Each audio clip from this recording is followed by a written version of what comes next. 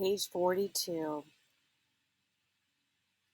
The driver of the bus saw me still sitting there, and he asked was I going to stand up. I said no. He said, well, I'm going to have you arrested. Then I said, you may do that. These were the only words we said to each other. I didn't even know his name, which was James Blake, until we were in court together. He got out of the bus and stayed outside for a few minutes, waiting for the police. As I sat there, I tried not to think about what might happen. I knew that anything was possible.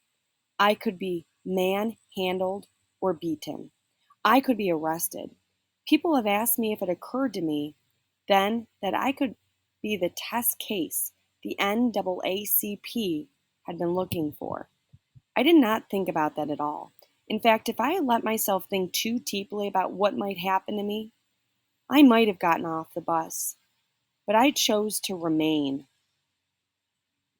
So at this point, he's asking her to get off the bus. Why? Because she sat in a white only section of the bus.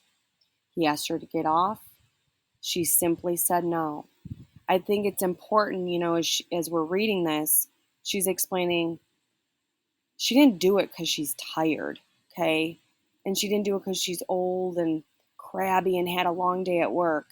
She said she did it because she's tired of giving in. Always just going with the flow, following these rules of segregation. And remember, she had this past incident with this bus driver. So she already has an image in her head that he's not a nice person.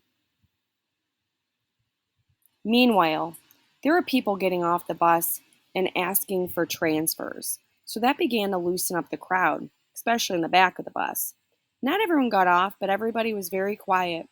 What conversation there was in low tones. No one was talking out loud.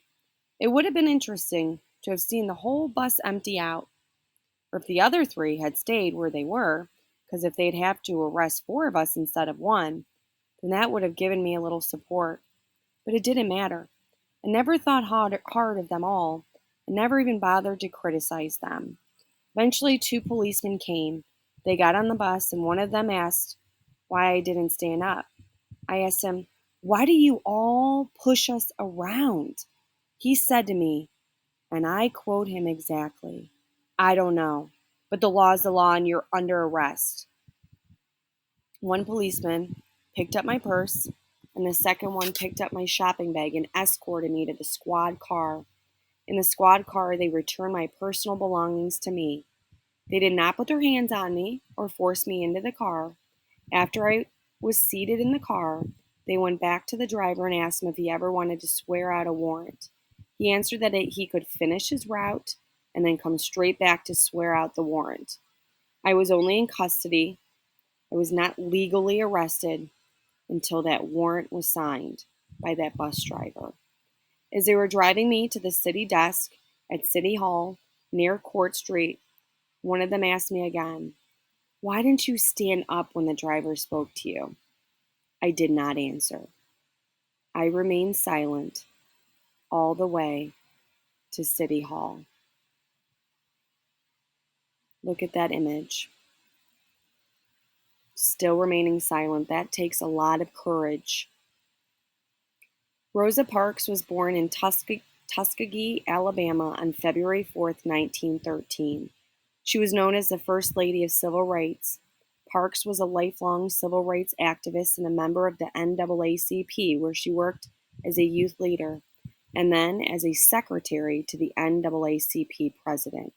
On December 1st, 1995, in Montgomery, Alabama, Parks refused to give up her seat on a public bus for a white passenger after the whites-only section of that bus filled up. She was arrested, and the legal case that followed became the starting platform for the citywide Montgomery bus boycott, which would launch a nationwide effort to end the segregation of public facilities. Parks died in 2005 and is remembered as an icon, which is like a hero of this civil rights movement.